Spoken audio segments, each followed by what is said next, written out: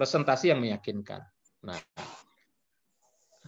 presentasi itu merupakan satu komunikasi terintegrasi yang terdiri dari suara, jadi pesan yang kita sampaikan, kemudian gambar, lalu kemudian bahasa tubuh. Nah, presentasi ini sesuatu aktivitas yang kita lakukan sehari-hari. Jadi Mbak Vivit sebagai dosen juga menyampaikan presentasi ke mahasiswa. Mahasiswa juga menyampaikan presentasi kepada dosen. Nah, rekan-rekan yang tergabung dalam Semandel Business Network ini tentu juga melakukan presentasi yang saya kira itu merupakan satu kebutuhan sehari-hari dalam rangka menjalankan bisnis. Nah, pertanyaannya bagaimana ya kita menyampaikan presentasi yang orang itu mudah menangkap, lalu kemudian menarik, kemudian juga meyakinkan. Nah, ini saya ingin mengajak kita semua memperhatikan, mencermati video nih, disampaikan Steve Jobs. Nah, dari sini nanti kita melakukan sintesis. Kira-kira kita lihat nih poin-poinnya. Bagaimana Steve Jobs menyampaikan presentasi terkait dia meluncurkan produk. Jadi ini bisnis ya. Bisnis yang Steve Jobs lakukan kita banyak lihat ya, mulai dari komputer, kemudian alat musik itu dikeluarkan oleh Apple. Mari kita lihat ya, bagaimana Steve Jobs melakukan presentasi yang sangat menarik, kemudian terstruktur pesannya dan juga sangat meyakinkan ketika beliau menyampaikan presentasi.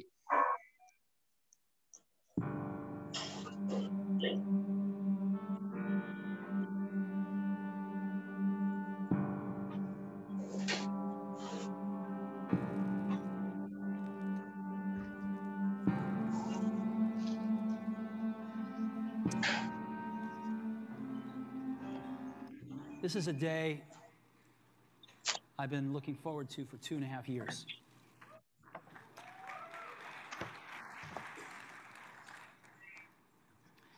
Every once in a while, a revolutionary product comes along that changes everything.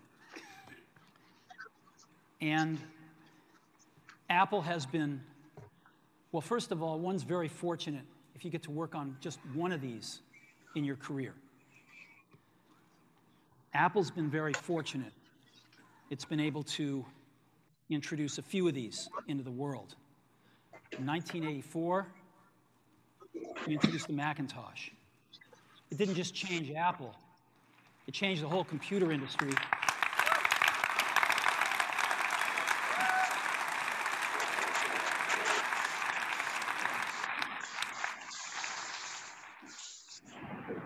In 2001, we introduced the first iPod.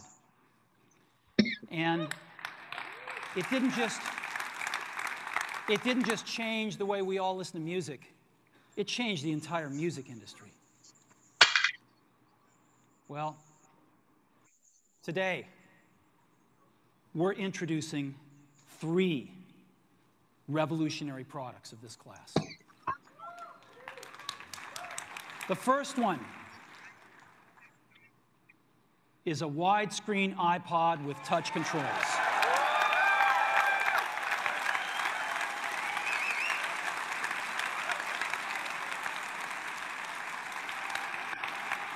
The second is a revolutionary mobile phone.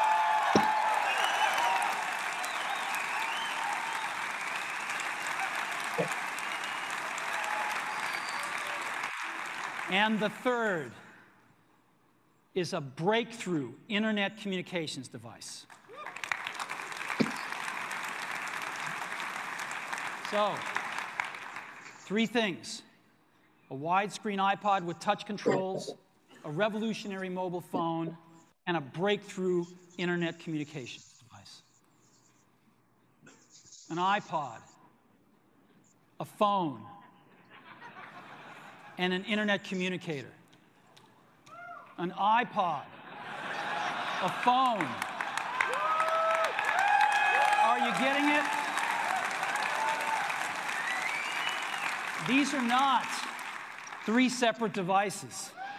This is one device. And we are calling it iPhone. Today, Apple is going to reinvent the phone.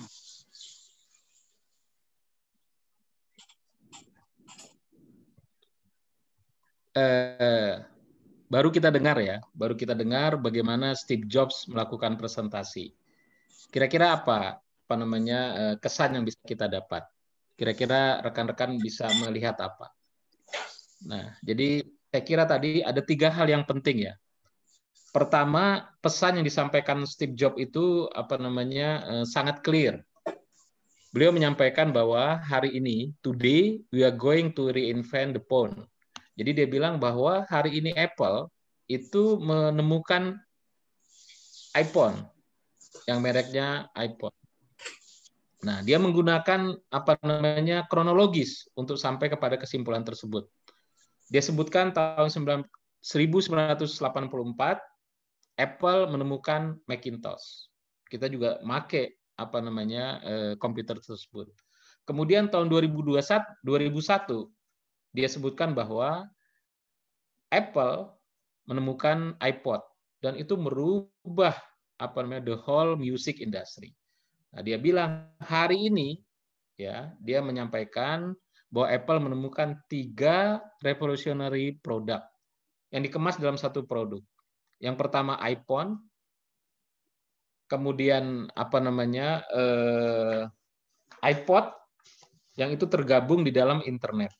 Jadi pertama kalau kita lihat adalah message yang disampaikan oleh Steve Jobs itu sangat jelas dan terstruktur. Yang kedua, kalau kita lihat tadi, rekan-rekan lihat bahwa slide yang digunakan itu visual. Jadi nggak banyak tulisan-tulisan, hanya kata kunci dan gambar. Jadi itu yang nanti perlu kita perhatikan ketika nanti rekan-rekan semua menyampaikan presentasi. Bagaimana menarik orang supaya slide yang dibuat itu menarik. Jadi nggak banyak tulisan. Coba tadi rekan-rekan semua perhatikan. Hanya gambar, kemudian kata kunci. Lalu kemudian dengan slide tersebut diperkuat pesannya dengan message-message yang jelas yang disampaikan oleh Steve Jobs. Lalu yang terakhir adalah penyampaian atau presentation delivery-nya itu sangat meyakinkan.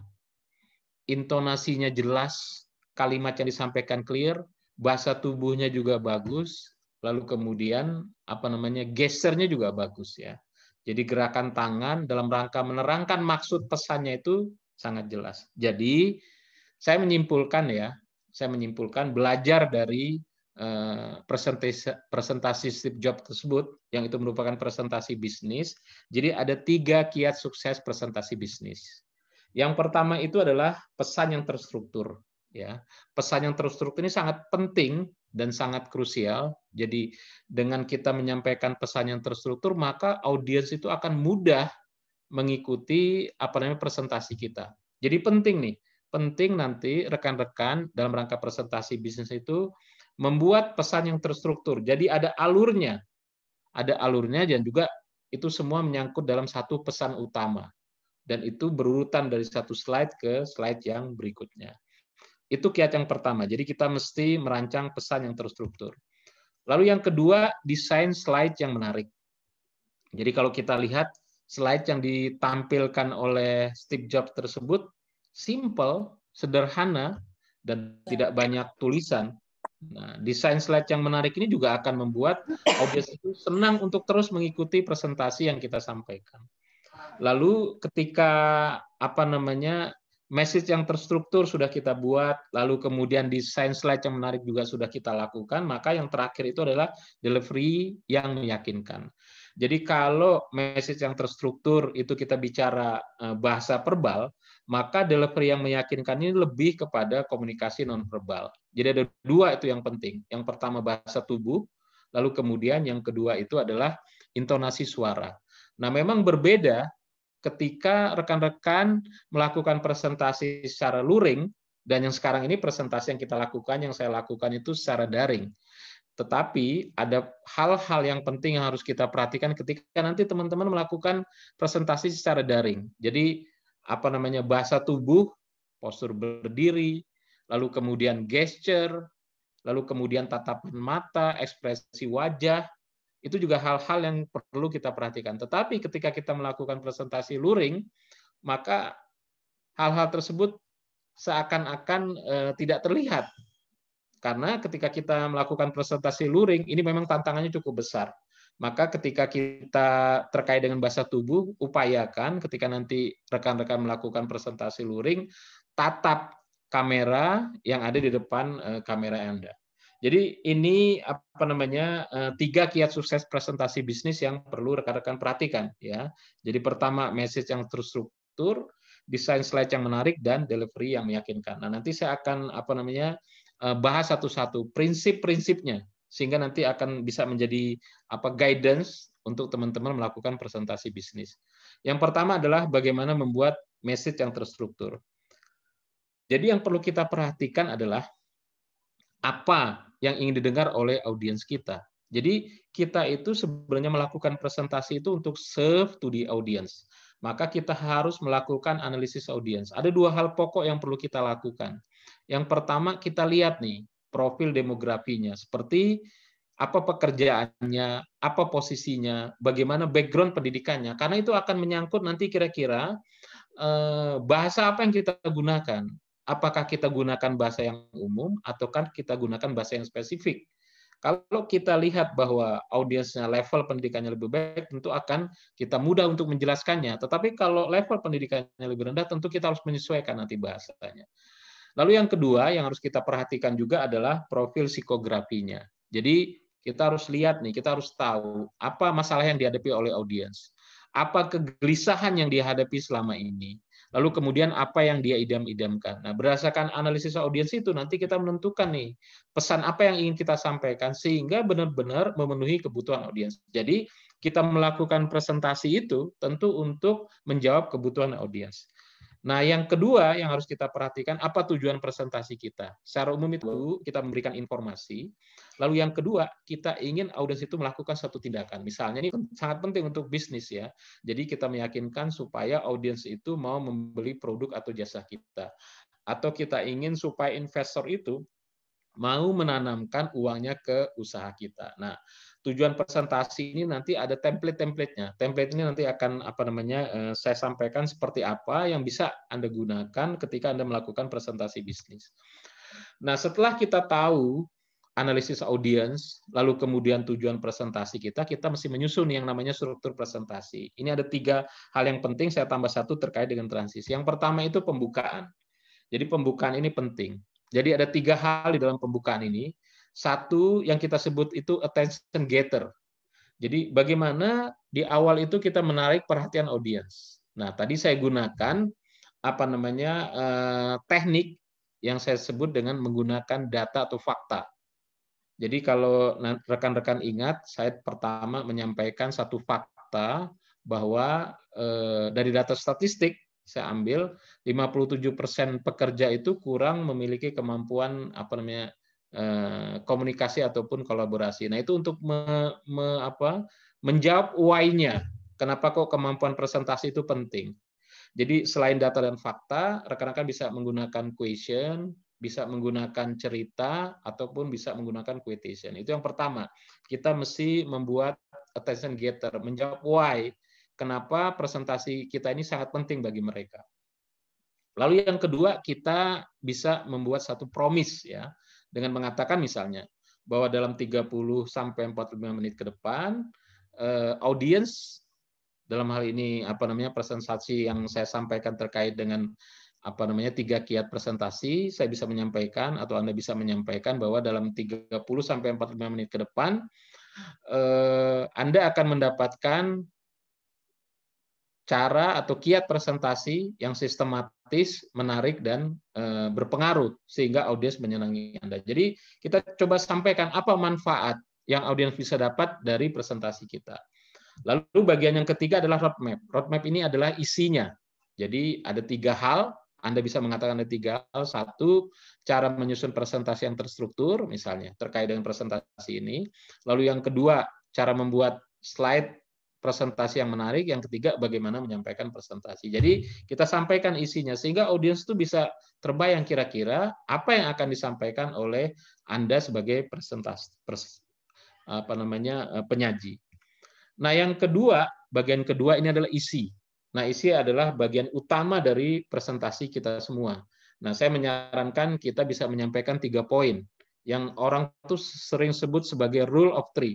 Nah, Steve Jobs senang nih menggunakan rule of three, aturan bagian 3. Jadi kita sampaikan 3 poin, ada poin pertama, poin kedua, poin ketiga. Nah, kalau rekan-rekan ingat, saya hanya punya 3 poin untuk kiat presentasi bisnis. 1, pesan yang terstruktur, itu poin yang pertama. Yang kedua adalah desain slide yang menarik.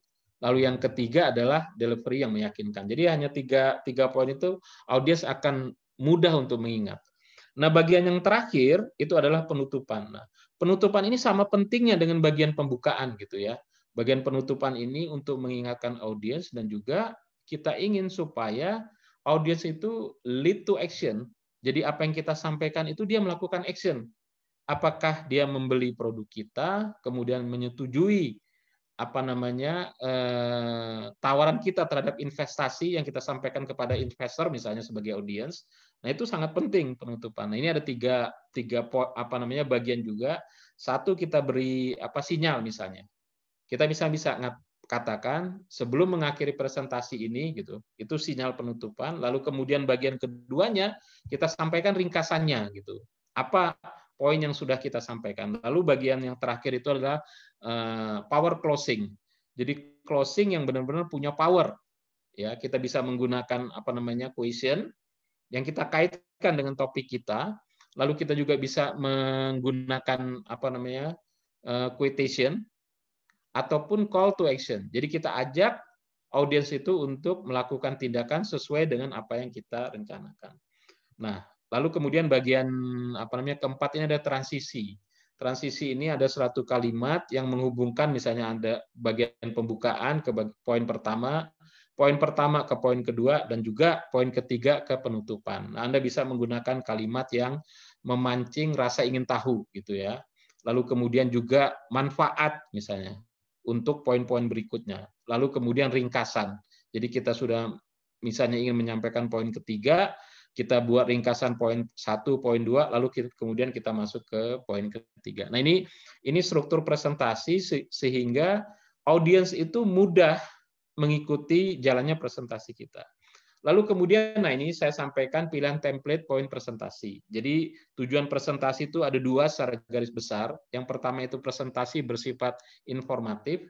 Nah, yang pertama kita bisa menggunakan bullet point ya. Ini yang berisi daftar ya. Daftar apakah tips, apakah reason. Misalnya kita ingin presentasi terkait misalnya topiknya penyakit orang sibuk. Nah, kita bisa sampaikan misalnya poin yang pertama itu adalah selalu ingin terburu-buru. Itu poin yang pertama terkait dengan topik penyakit orang sibuk. Lalu poin yang kedua, mental persaingan dan juga permusuhan. Kemudian poin yang ketiga, terlalu serius bekerja, kurang rasa humor. Jadi itu untuk membantu bagaimana rekan-rekan menyusun poin presentasi. Lalu yang kedua, ini ada teknik yang kita sebut dengan past, present, future. Jadi misalnya teman-teman ingin menyampaikan topik ya, teknologi komputer dari masa ke masa. Jadi poin yang pertama kita sampaikan masa lalu. Jadi bagaimana teknologi komputer pada masa yang lalu. Itu poin yang pertama, pas. Kemudian poin yang kedua, present. Bagaimana teknologi komputer pada masa sekarang. Kemudian poin ketiga, future, kita bisa sampaikan bagaimana nih kemungkinan teknologi komputer pada masa mendatang. Nah, ini template terkait poin presentasi untuk presentasi informatif. Lalu yang kedua, untuk presentasi persuasif, kita bisa menggunakan teknik yang namanya compare and contrast gitu ya. Compare and contrast. Misalnya topik presentasi kita terkait dengan pola hidup sehat. Poin yang pertama kita sampaikan nih, karakteristik dan ciri pola hidup yang tidak sehat. Kemudian poin yang kedua kita sampaikan karakteristik dan ciri pola hidup yang sehat. Nah, poin ketiga itu adalah aktivitas apa yang harus kita lakukan untuk mengubah pola hidup yang sehat. Jadi kita gunakan template compare and contrast. Lalu yang kedua, kita juga bisa menggunakan template ini. Jadi then, now, how. Bagaimana kemajuan pada masa lalu, sekarang, lalu kemudian apa yang kita harus lakukan. Perubahannya how. Misalnya topik presentasi kita terkait dengan pembicara publik yang dapat menghasilkan uang. Nah, poin pertama then. Misalnya kita sebut bahwa dulu lidahku kaku. Kemudian now, sekarang ya lidahku laku. Itu poin yang kedua. Poin yang ketiga, bagaimana? Nah, kita bisa menyampaikan jadilah seorang yang ahli. Yang kedua, selalulah berlatih. Yang ketiga, tulislah buku. Itu how-nya. Kemudian yang terakhir ini ada poin ya, kita bisa membuat poin presentasi isinya problem, cause, and solution. Misalnya topik kita tentang fenomena kemacetan lalu lintas di Jakarta. Jadi poin pertama ya, sebagai problem bahwa waktu dari rumah menuju kantor itu semakin lama, itu problem. Lalu cost-nya adalah jumlah kendaraan yang melebihi kapasitas jalan, itu cost-nya. Solusinya apa? Kita bisa tawarkan membangun transportasi publik yang nyaman dan membuat pelebaran jalan melalui flyover. Nah, ini prinsip-prinsip yang teman-teman bisa gunakan untuk menyusun pesan presentasi. Kemudian bagian yang kedua nanti saya akan masuk bagaimana menciptakan slide presentasi yang menarik untuk membuat audiens kita itu tidak akan bosan ya melihat presentasi yang kita sampaikan.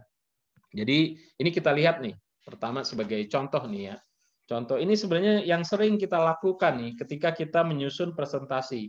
Jadi kalau kita lihat di sini ya, kalau kita lihat di sini nih slide presentasinya itu kalimatnya panjang-panjang ya. Terus kemudian tulisannya banyak dan kesan visualnya nggak kelihatan gitu ya. Kalau kita menampilkan slide presentasi seperti ini, maka audiens itu tidak akan terlibat dengan presentasi kita. Dalam tempo singkat mereka mungkin akan memalingkan dari presentasi yang kita sampaikan. Jadi ini contoh ya. Contoh slide yang tidak menarik. Saya kira kita perlu merubah nih. Perlu merubah bagaimana kita mendesain slide presentasi kita supaya menarik. Nah, ini ada satu buku ya, buku yang bisa mungkin teman-teman juga bisa membaca nih. Ini ada Dr. John Medina. Dia ini seorang pakar dalam bidang tata kerja otak ya. Menulis buku yang namanya Brain Rule. Jadi beliau sebutkan di dalam bukunya bahwa orang itu atau kita itu tidak akan memberikan perhatian kepada sesuatu yang membosankan. Nah, hal ini sama juga dengan presentasi yang kita berikan. Nah, jika kita misalnya membuat slide presentasi yang membosankan, jenuh, maka dalam tempo singkat orang itu akan memalingkan presentasi kita dan mereka mengerjakan hal-hal yang lain. Nah, padahal tujuan presentasi kita itu untuk meyakinkan mereka gitu ya. Nah, dengan ini, dengan kita buat slide yang membosankan, jangan harap kita bisa meyakinkan mereka, malah mereka akan berpaling dari presentasi kita. Nah, karena itu buatlah slide yang indah gitu ya. Karena slide yang indah itu akan memunculkan kegembiraan dan kegembiraan itu akan merubah perilaku dari audiens sehingga dia akan lebih mudah menerima pesan kita. Nah, saya akan melihat nih satu video bagaimana keindahan itu bisa merubah perilaku ya. Bisa merubah perilaku dan ini juga bisa kita terapkan nanti. Bisa kita terapkan ketika kita mendesain slide presentasi kita. Coba kita simak ya. Nanti kita ambil pesan-pesan dari video ini dalam rangka kita merancang slide presentasi kita.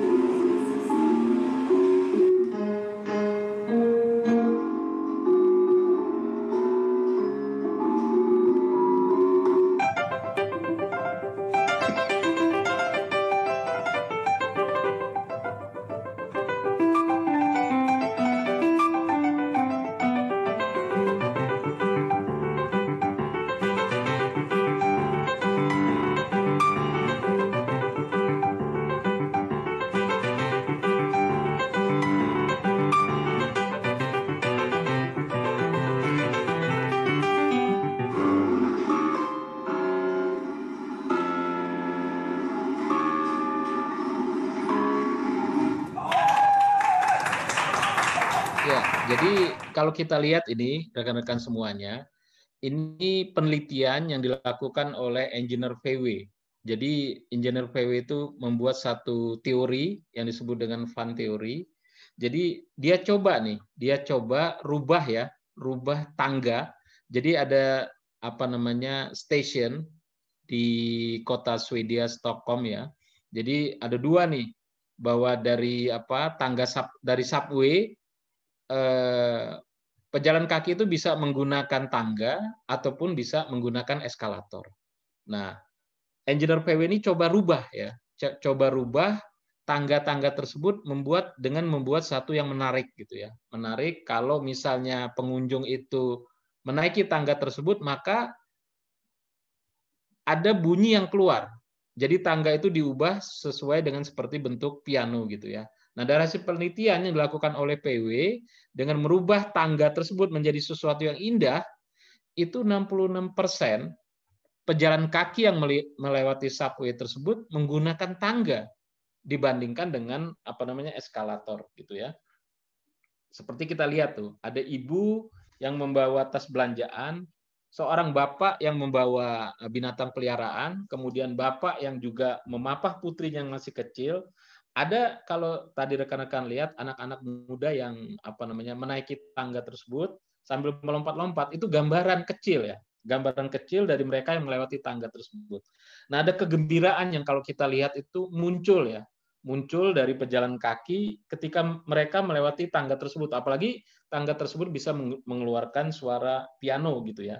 Nah, keindahan yang dihadiri oleh engineer VW tersebut melalui tampilan tangga itu berhasil merubah perilaku ya.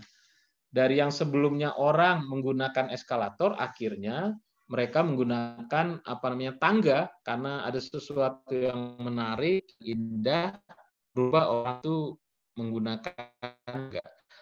Bayangkan nih, rekan-rekan bayangkan ya, dan praktekkan teori tadi, ketika rekan-rekan presentasi dengan slide yang indah, yang akan memunculkan kegembiraan bagi audiens, nah pesan yang rekan-rekan sampaikan itu akan mudah nanti diikuti audiens. Setidaknya dapat menerima ide rekan-rekan sampaikan, konsep, gagasan, tawaran. Dengan menghadirkan tersebut, slide yang kita tampilkan artinya kita sebenarnya sudah menggabungkan semua komponen, menguatkan sinergi antara kekuatan verbal dan kekuatan media visual yang digunakan.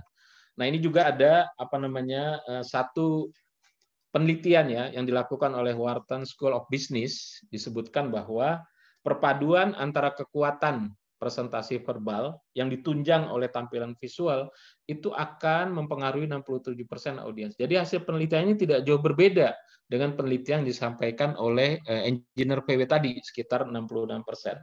Nah, yang menjadi pertanyaan kita adalah apa nih ciri-ciri slide yang menimbulkan keindahan, lalu kemudian menimbulkan ketertarikan bagi audiens. Saya melihat ada 3 ciri slide. Yang pertama, slide itu sederhana ya, sederhana.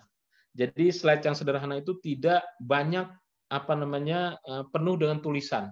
Ya, tidak banyak penuh dengan tulisan.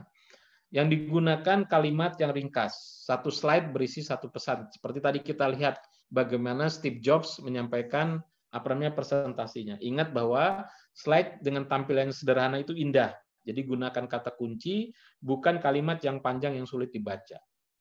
Lalu yang kedua, visual. Jadi slide yang menarik itu memiliki kesan visual yang kuat. Artinya mampu menumbuhkan semangat, ya, kemudian mengundang pertanyaan dan juga menggugah emosi audiens. Nah, jika Anda menggunakan gambar, gunakanlah gambar yang relevan sesuai dengan pesan yang ini Anda sampaikan. Ketika Anda menggunakan diagram, maka gunakan bahwa diagram itu mudah untuk dipahami. Jika Anda menggunakan grafik, maka fokuskan pada bagian mana atau pada bagian penting dari data mana yang Anda tampilkan gitu ya. Nah, yang ketiga itu adalah kontras. Jadi ini juga penting ya, unsur slide yang menarik. Kontras itu menciptakan perbedaan antara elemen dalam sebuah slide dan juga memberikan penekanan mana yang ingin kita fokuskan, mana yang tidak ingin kita fokuskan. Nah, dalam membuat kontras ini ada 3 hal yang bisa Anda lakukan dalam rangka mendesain slide Anda. Yang pertama, kita bisa gunakan warna. Coba ini rekan-rekan lihat bahwa saya ingin menekankan atau pesan saya adalah lebih dari 5.000 sepeda dijual pada tahun 2019 oleh PT ABC. Saya gunakan diagram batang dengan warna yang berbeda dari data diagram batang yang lainnya. Nah, dengan menggunakan warna tersebut, yang lain warna biru, yang satunya warna merah, karena saya ingin menekankan pesan tersebut, maka audiens langsung terarah matanya kepada warna ini. Jadi ini salah satu cara ya bagaimana nanti rekan-rekan membuat kontras pada slide presentasi rekan-rekan. Lalu yang kedua bisa menggunakan font. Jadi ini ada 3 kata kunci, science, humanity, and cosmos. Kosmos alam semesta. Saya ingin menekankan kosmosnya. Nah, ini saya bedakan. Kosmos saya menggunakan font berbentuk Arial. Science and humanity saya gunakan font dalam bentuk bebas. Jadi ini cara menekankan kontras yang kedua. Lalu yang ketiga kita bisa gunakan ukuran. Nah, ini saya ingin menekankan bahwa burger ini besar, lalu kemudian ada katanya juga itu big yang saya buat besar. Nah, ini kalau kita lihat begini, orang tuh langsung akan terlihat. Audiens juga akan mengarah bahwa apa yang kita tekankan ini adalah dalam bentuk ukuran. Nah, kita nanti tinggal menyampaikan penjelasan-penjelasan. Jadi pada intinya ini konsep yang saya kira sangat penting ya, bahwa dalam slide presentasi itu kita harus menghilangkan virus-virus kejelekan. Nah, untuk itu rekan-rekan bisa menggunakan yang namanya white space. White space ini dalam desain visual itu ibaratnya adalah oksigen. Sesuatu yang membuat desain itu seakan-akan cukup ruang untuk bernapas ya. Jadi ruangan dalam slide itu jangan dipenuhi oleh elemen-elemen yang tidak perlu. Jadi berikan ruang di dalam slide itu untuk kita bisa mengekspresikan kata kunci dan juga bisa memasukkan gambar. Nah, keberadaan white space ini bisa membuat slide kita itu asik untuk dinikmati oleh audiens kita dan juga terlihat elegan dan semakin mudah untuk dipahami pesan visualnya. Nah, ini saya akan berikan ya ini terkait dengan bagian ketiga. Ini contoh-contoh ya. Contoh-contoh bagaimana kita membuat slide yang menarik sehingga audiens itu akan tertarik dengan apa yang kita sampaikan dalam bentuk penguatan visual. Nah, ini rekan-rekan lihat ya sebelumnya. Ini contoh slide yang saya kira kita sudah sepakat bahwa ini tidak menarik. Karena apa? Karena banyak tulisannya, kemudian tidak memberikan kesan visual. Kita bisa ubah ini. Bagaimana cara mengubahnya? Kita buat seperti ini. Tentu rekan-rekan bisa bandingkan antara slide yang before dengan slide yang after. Akan lebih menarik slide yang after. Nah, realnya seperti ini. Jadi kalau kita lihat, nih rekan-rekan lihat, ada 3 komponen yang penting. Satu ada icon, lalu kemudian kata kunci, lalu kemudian ada gambar. Seterusnya ya. Jadi dengan membuat slide seperti ini nanti akan terlihat bahwa slide kita itu tampak profesional. Itu yang pertama. Jadi rekan-rekan bisa menggunakan icon, kemudian kata kunci, lalu kemudian ditambah dengan gambar untuk memperkuat dari kata kunci itu. Lalu kemudian ini contoh slide yang kedua. Jadi ini kombinasi nih. Kita gunakan gambar, kita gunakan solid shape yang warna putih. Nah, solid shape yang warna putih itu rekan-rekan bisa menggunakan atau menuliskan ekspresi dari pesan yang ingin disampaikan. Ini juga menarik kalau kita lihat. Lalu yang ketiga, nah ini saya ambil contohnya di tempatnya Pak Antos ini, Innovest One gitu ya. Jadi ada gambar pelabuhan, kemudian misalnya Pak Antos ingin menyampaikan bahwa Pak Antos mempunyai satu produk software yang bisa mengatur ya sebagai solusi untuk tantangan yang dihadapi oleh pelabuhan. Jadi ini saya gunakan teknik yang namanya transparent shape. Jadi ada satu gambar yang utuh yang terkait bagaimana gambar di pelabuhan. Sebelah kirinya saya kasih transparent shape, kemudian pesannya kita taruh di situ. Jadi bisa menggunakan teknik seperti ini. Lalu kemudian ini yang terakhir kita gunakan merge shape. Jadi ada gambar yang utuh, kemudian dengan menggunakan teknik merge shape yang ada di dalam PowerPoint, gambarnya kita bisa buat seperti ini. Mungkin ini akan kelihatan lebih menarik. Lalu sebelah kirinya kita sampaikan pesan apa yang ingin kita sampaikan. Nah, ini teknik-teknik ya, teknik-teknik bagaimana kita membuat presentasi sehingga bisa menarik dari sisi audiens. Nah, ini bagian yang terakhir ya. Bagian yang terakhir saya akan menyampaikan bagaimana melakukan penyampaian presentasi yang meyakinkan. Kita harus ingat bahwa kita itu adalah aktor dari presentasi. Karena itu kita mesti menyampaikan presentasi yang meyakinkan. Jika pada tahap pembuatan pesan presentasi itu lebih kepada bahasa verbal, maka ketika kita menyampaikan delivery presentasi itu lebih banyak kepada komunikasi yang berkaitan dengan non-verbal. Nah, non-verbal ini ada dua, yang terkait dengan bahasa tubuh dan juga intonasi suara. Nah, kalau kita berbicara tentang komunikasi nonverbal, banyak orang mengutip ya, banyak orang mengutip penelitian dilakukan oleh Profesor Albert Mehrabian. Nah, risetnya mengatakan bahwa dalam komunikasi, besarnya masing-masing komponen itu punya prosentasenya, punya bobotnya. Jadi untuk bahasa tubuh itu 55%, ya. Lalu kemudian untuk intonasi itu 38%, lalu untuk kata-kata itu 7%. Nah, sampai di sini mungkin rekan-rekan bertanya, wah kalau gitu komunikasi nonverbal yang kalau kita jumlahkan angkanya bahasa tubuh 55%, kemudian intonasi suara itu 38%, besarnya sudah mencapai 93%. Kalau gitu, kalau bahasa tubuh kita bagus, kemudian intonasi suara kita bagus, kata-kata atau pesan itu nggak penting-penting amat. Nah, pernyataan ini menunjukkan bahwa banyak orang sebenarnya salah mengartikan hasil riset ini. Sebenarnya yang dimaksudkan dengan hasil riset ini adalah kalau terjadi ketidaksinkronan dalam komunikasi, maka yang dipercaya itu adalah faktor yang besar. Contohnya begini misalnya rekan-rekan mengatakan bahwa rekan-rekan saya antusias berada di sini. Tetapi rekan-rekan menyampaikan intonasinya datar, tidak bersemangat, maka audiens itu nggak akan percaya. Mereka itu akan percaya terhadap interpretasi yang rekan-rekan sampaikan. Jadi nggak percaya kalau kita sampaikan bahwa kita antusias. Demikian juga misalnya kita menyampaikan bahwa kita ini semangat di sini, tetapi bahasa tubuh kita loyo, kemudian pandangan kita sayu sambil bersandar. Audiens juga nggak akan percaya kalau kita itu semangat berada di satu tempat gitu.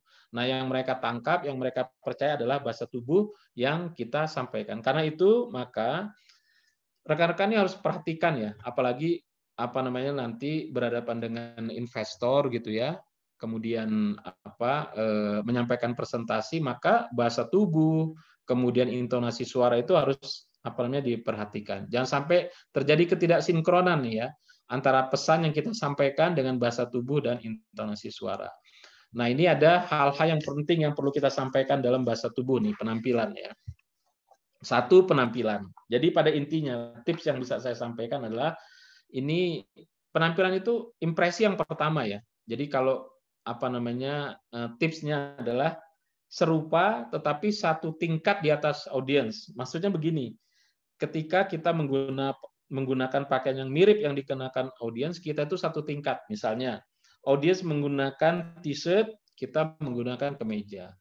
Kalau audiens menggunakan kemeja, kita menggunakan kemeja berlengan panjang atau kemeja berdasi gitu ya.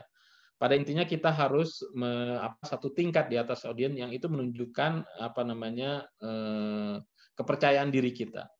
Lalu kemudian postur. Postur ini cara kita berdiri ya. Cara kita berdiri rileks ya. Kedua bahu itu kurang lebih kita berdiri dengan kaki terbuka, lebarnya selebar bahu, dan kita sampaikan bahwa kita berdiri dengan rileks. Andaikan Anda ingin berjalan dari satu tempat ke tempat lain gitu ya. Nah, itu pastikan bahwa ada maksud dari gerakan kita. Misalnya kita ingin menyampaikan perpindahan dari poin 1 ke poin 2, kita bisa bergerak nih dari kiri ke kanan gitu ya. Lalu kemudian kontak mata. Nah, kontak mata ini juga sesuatu hal yang penting yang perlu kita perhatikan. Ada pepatah yang mengatakan bahwa kontak mata ini cermin jiwa ya. Kalau kita ingin tampil tulus di hadapan audiens dan mendapatkan respect dari mereka, maka kita perlu gunakan kontak mata. Ada dua nih manfaat kontak mata, supaya kita terhubung dengan audiens dan juga kita bisa melihat evaluasi dari respon audiens. Nah, ketika kita melakukan presentasi misalnya secara luring, kita arahkan ya pandangan kita dari kiri ke kanan gitu. Dengan harapan ketika kita melakukan upaya ini, maka audiens itu merasa terperhatikan. Kalau mereka merasa terperhatikan, maka mereka sebagai gantinya juga akan memperhatikan presentasi dari kita. Nah, yang keempat ini ekspresi wajah ya. Ketika Anda melakukan presentasi, tampilkanlah sesuatu yang antusias ya. Jadi tipsnya adalah di dalam pikiran kita, visualisasi kita, kita mesti membayangkan bahwa apa yang kita sampaikan itu bermanfaat bagi audiens. Dengan kita membuat visualisasi seperti itu, maka kita akan memancarkan semangat kepada audiens dan itu akan menular kepada audiens kita. Nah, yang terakhir ini gesture ya. Gesture itu gerakan tangan. Tadi kalau rekan-rekan ingat videonya Steve Jobs, ketika Steve Jobs menerangkan iPod yang mempengaruhi the whole industry, dia gerakan tangannya tuh dari kiri ke kanan. Nah, itu ada maksud ya. Jadi ketika Anda menggunakan gesture menyampaikan pesan, jadi gesture kita tersebut mendukung pesan yang kita sampaikan. Lalu kemudian ini intonasi suara. Ada beberapa hal nih yang rekan-rekan mesti sampaikan ya, mesti perhatikan ketika menyampaikan intonasi suara ya. Yang pertama itu sampaikanlah pesan Anda dengan jelas. Jadi kalimatnya jelas, mudah dipahami oleh audiens. Lalu yang kedua itu adalah komponen suara. Ini Anda perlu perhatikan nih, pitch. Jadi tinggi rendah suara, lalu kemudian cepat lambat, lalu kemudian keras lemah suara. Jadi ketika Anda ingin menekankan satu poin penting, bicaralah agak lambat. Tetapi ketika Anda ingin menekankan semangat, bicaralah agak cepat. Lalu kemudian juga volume itu mesti diatur. Kadang-kadang jeda ya. Jadi tidak selamanya Anda harus berbicara terus. Ketika Anda ingin menekankan satu poin penting, sebelum menekankan poin penting Anda bisa jeda. Diam dulu sejenak. Lalu kemudian sampaikanlah, diam lagi, dan itu akan memberikan efek yang dramatis ya bagi audiens Anda, sehingga membuat audiens itu merenung, mencerna apa yang kita sampaikan. Lalu kemudian tidak bergumam. Kadang-kadang kita suka dalam presentasi bilang itu sesuatu yang kadang-kadang kita memikirkan apa yang hendak kita sampaikan ke depan. Karena itu berlatih ya sebelum melakukan presentasi itu menjadi penting. Nah, ini yang terakhir yang harus kita perhatikan adalah persiapan dan latihan. Persiapan itu maksudnya begini. Ini sebagai contoh nyata ya. Sebelum saya presentasi ini saya komunikasi dulu dengan Mbak Vivit. Saya ingin coba gitu ya, karena saya ingin menyampaikan 2 video. Nah, tadi saya komunikasi dulu dengan Mbak Vivit, ternyata video yang saya putar itu suaranya tidak kedengaran. Nah, setelah melakukan persiapan, cek, lalu kemudian akhirnya kita bisa menampilkan suara yang lebih jelas dari sebelumnya. Maka persiapan ini sangat penting, apalagi teman-teman nanti menggunakan presentasi PowerPoint, cek peralatannya, cek dokumennya, kemudian cek ruangannya. Dan juga latihan. Latihan ini merupakan hal yang sangat penting.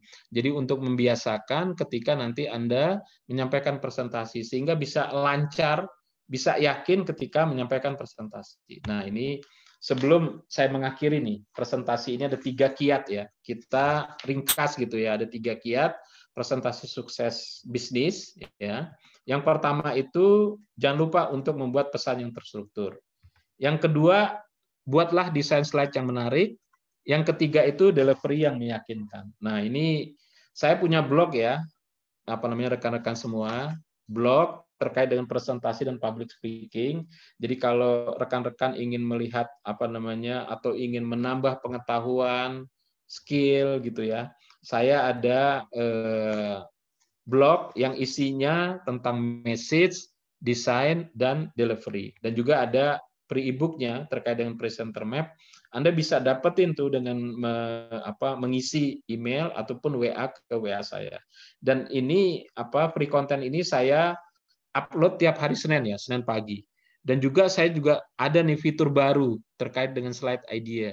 Jadi bagaimana slide-slide presentasi yang menarik yang ini saya update tiap hari Kamis. Saya kira itu sharing yang bisa saya sampaikan ya. Semoga dapat bermanfaat dan juga menambah pengetahuan dan skill kita dalam langkah melakukan presentasi bisnis. Saya kira itu. Terima kasih. Wassalamualaikum warahmatullahi wabarakatuh. Waalaikumsalam warahmatullahi wabarakatuh. Terima kasih Mbak Pipit. Sama-sama Pak. Kami yang terima kasih sudah diberikan ilmu yang luar biasa pada malam ini ya, ilmu yang praktikal ya, yang bisa digunakan dalam kegiatan kita sehari-hari, bukan hanya untuk yang menjalankan usaha atau bisnis, tapi juga teman-teman yang lain di sini ada Mas Sukma ini adalah dokter Pak, lagi ngambil spesialis ya, Sukma ya Oh iya. sekarang. Iya, Iya, Mas Sukma. kemudian Salam ada kenal, juga Mas Sukma. ya, ada juga Antono Pak. Antono ini sebenarnya udah pejabat nih di Bank Mandiri nih. Oh iya iya. Ya, Tapi dia Mas Anton. sampingannya jualan puding. Pudingnya enak banget nih Pak. Ya, Terus salam kenal ada Mas Antono. Salam ya ada kenal, Dev. Mas. Nah, Ya, Mas Sukma. kemudian juga ada Devina. Devina bisnisnya jualan gendongan Pak. Konsumennya atau pelanggannya artis sampai artis-artis Pak. Kayak Dian Ya. Sastro. Ya. Semoga Nah, ini ada sukses bisnisnya, Mas. ya, ada juga Mbak Era di sini, Dini Rahma Erawati, dokter di Malang, Pak. Ya, di sini Era mengajukan pertanyaan nih, Pak. Boleh ya, Pak? Sekalian aja langsung kita masuk ke sesi tanya jawab ya, Pak. Iya. Ya, baik. Mbak Era di sini menanyakan tentang bagaimana cara supaya dalam slide awal kita bisa menarik perhatian audiens, Pak. Ya, terima kasih. Ini Mbak Era ya, saya panggilannya ya. Iya. Ya, jadi memang presentasi ini kan sebenarnya komunikasi terpadu ya. Terpadu pertama ada suara. Suara itu kan pesan yang kita sampaikan. Lalu yang kedua itu ada gambar. Kita menggunakan slide sebenarnya. Slide itu sebenarnya alat bantu kita untuk memperkuat pesan ya, pesan yang kita sampaikan. Lalu yang ketiga itu bahasa nonverbal, bahasa tubuh gitu ya. Nah, slide presentasi itu merupakan satu aspek penting juga dalam kita melakukan presentasi. Ya. Jadi bagaimana nih pertanyaannya dari Mbak Era ya? Slide awal kita itu sudah bisa menarik gitu ya. Nah, saat tadi saya menyampaikan bahwa kita itu perlu membuat slide yang indah ya. Itu sudah ada. Tadi saya menyampaikan video yang terkait dengan fun theory. Karena kalau kita menyampaikan slide yang indah, itu akan memunculkan kegembiraan, dan kegembiraan itu akan merubah perilaku.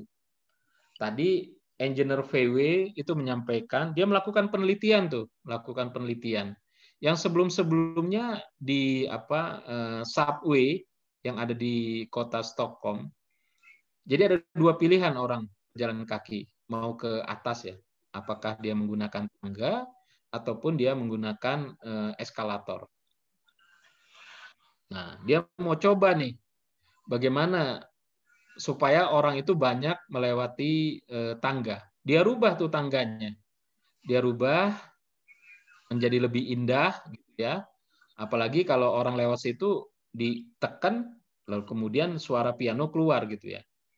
Nah, orang tuh akhirnya memunculkan kegembiraan dan merubah perilaku. Nah, hasil penelitiannya 66% itu orang lebih menggunakan tangga tersebut ketimbang eskalator gitu ya. Nah, itu bisa kita terapkan tuh Mbak Era gitu ya, dalam kita mendesain slide kita gitu ya. Intinya bagaimana kita membuat slide yang indah agar orang tertarik.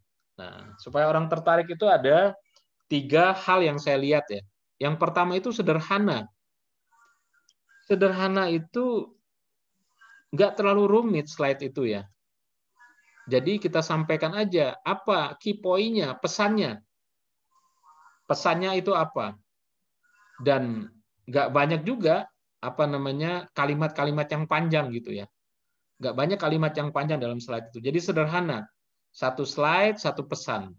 Nah, pesan itu nanti yang kita elaborasi melalui penjelasan-penjelasan kita gitu ya. Nah, kita juga bisa menambahkan gambar karena gambar itu juga menimbulkan emosi. Jadi yang kedua itu kita buat visual gitu ya. Jadi pertama sederhana, visual. Tadi saya menyampaikan contoh-contohnya tuh ada gambarnya. Karena visual itu juga akan mengundang pertanyaan, kemudian menggugah emosi gitu ya, menggugah emosi audiens ketika kita menggunakan visual tersebut. Nah, ada beberapa. Kalau misalnya nanti Mbak Era bisa menggunakan gambar, nanti gunakan gambar yang sesuai gitu ya. Gunakan gambar yang sesuai. Jangan bertolak belakang gitu dengan pesan yang ingin disampaikan. Kalau menggunakan diagram, gunakanlah diagram yang mudah untuk dipahami. Ketika menggunakan grafik juga kita mesti menekankan gitu ya. Grafik yang kita gunakan itu jangan terlalu ruwet. Jadi kadang-kadang kita gini, kita ada hasil dari analisis data. Jadi semua yang ada di Excel itu kita pindahin. Atau semua kalimat yang ada di Word itu kita pindahin. Itu akan tidak menarik ya, akan tidak menarik karena kesan visualnya hilang. Lalu yang ketiga itu kita perlu memberikan kontras tuh Mbak Era. Jadi kontras, dengan kontras itu orang akan mengarahkan nih, kemana nih kita akan mengarahkan mata audiens gitu ya, terkait dengan slide presentasi kita. Jadi saya kira itu Mbak Era, jadi sejak awal itu kita coba buat slide yang menarik, yang karakteristiknya itu ada 3. Yang pertama sederhana, ya. Yang kedua visual, lalu yang ketiga adalah kontras. Saya kira itu Mbak Suma yang bisa, Mbak Vivit yang bisa saya sampaikan, Mbak Era. Mudah-mudahan bisa menjawab. Ya, baik. Terima kasih Pak untuk jawabannya. Kita masih ada beberapa pertanyaan lagi di sini dari Mas Sukma. Mas Sukma bertanya tentang apakah animasi di PPT itu perlu atau tidak, Pak? Kan suka ada tuh yang animasi gitu, yang bergerak-bergerak. Gini, ya. Mas Sukma, terima kasih nih. Mas Sukma, dokternya di UI ya, lagi ngambil di UI, Mas Sukma ya? Sukma. Iya Pak, sorry di mute. Oh iya. Iya benar, Mas Sukma. Ini gini Mas Sukma, saya juga ini menggunakan animasi ini kita mesti hati-hati ya. Jadi jangan sampai kita itu membuat distract audience. Ya. Saya tuh pernah lihat juga itu. Animasinya tuh kayak muter-muter gitu ya. Orang tuh juga saya kira itu sesuatu yang menurut saya nggak perlu ya.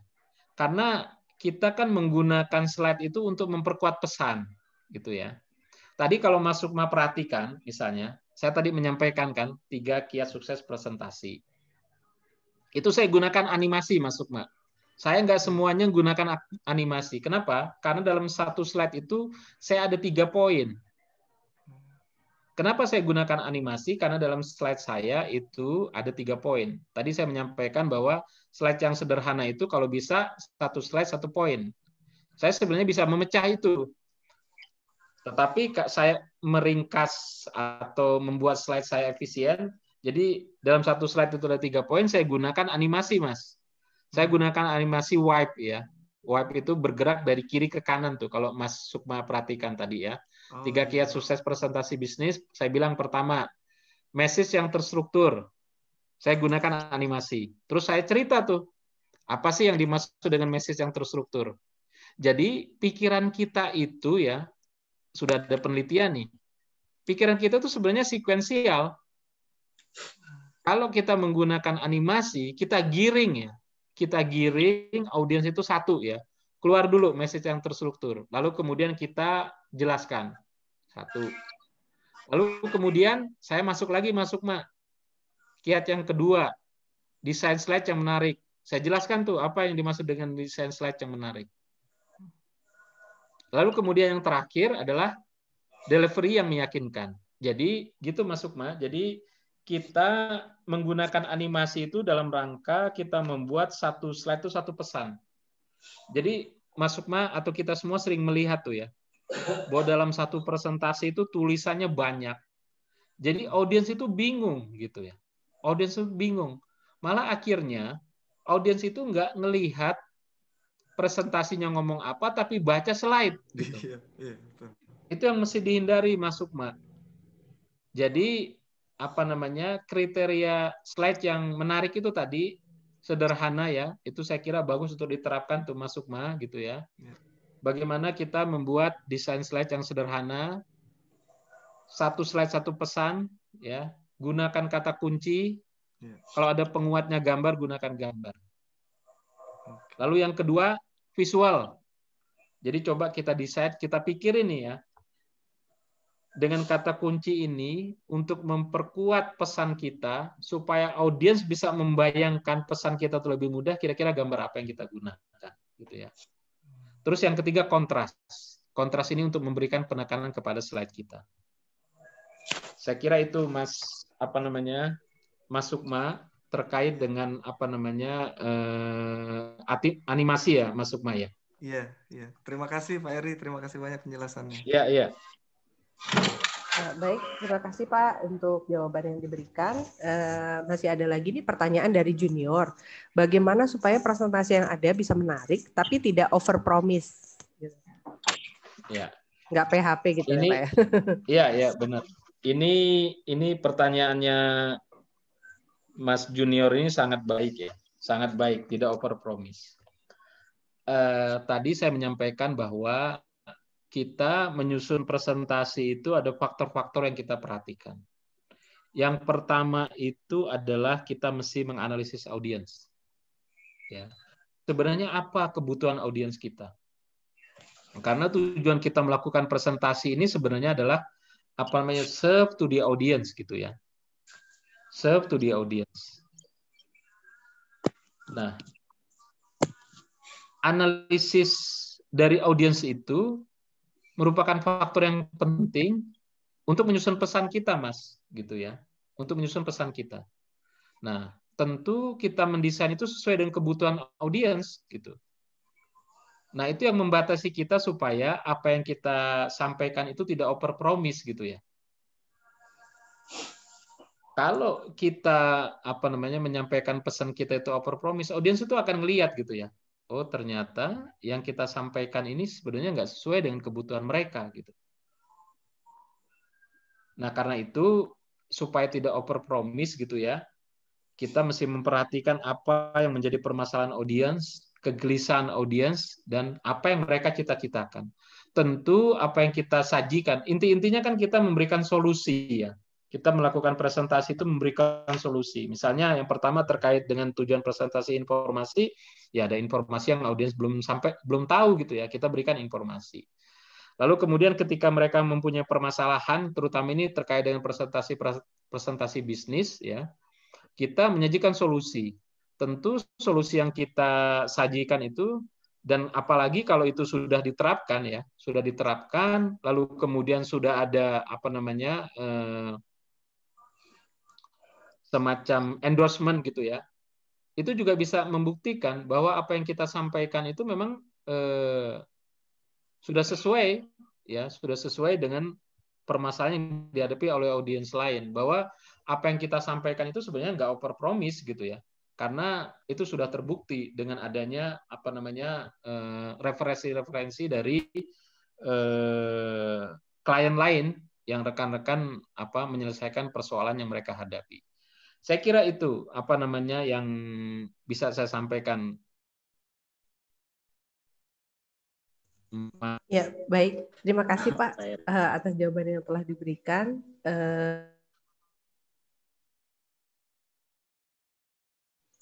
Maaf, masih ke unmute. Ya, terima kasih Pak atas jawaban yang telah diberikan. Teman-teman masih ada yang mau bertanya? Ini kalau dari daftar pertanyaan sih sudah tidak ada, tapi boleh kalau ada yang mau langsung mengajukan pertanyaan. Ada, teman-teman? Oh iya Pak, saya sebenarnya punya pertanyaan, boleh ya Pak? Ya. Boleh, jadi, boleh. Mbak Pipit, boleh silakan Mbak Pipit. Ya, jadi tadi Bapak sampaikan bahwa bahasa tubuh itu penting ya Pak.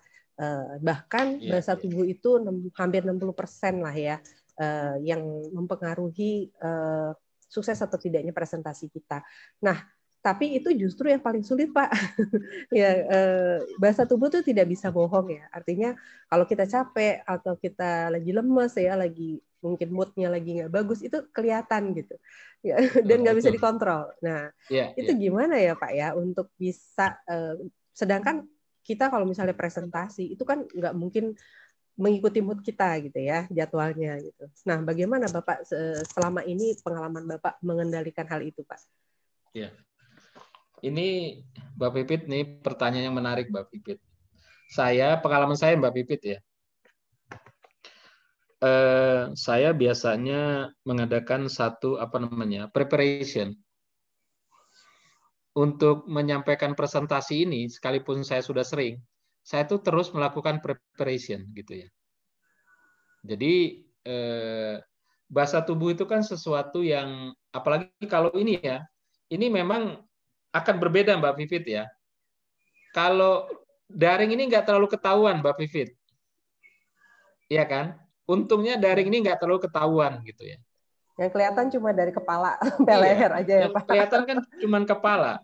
Teman-teman melakukan apa kita juga nggak tahu.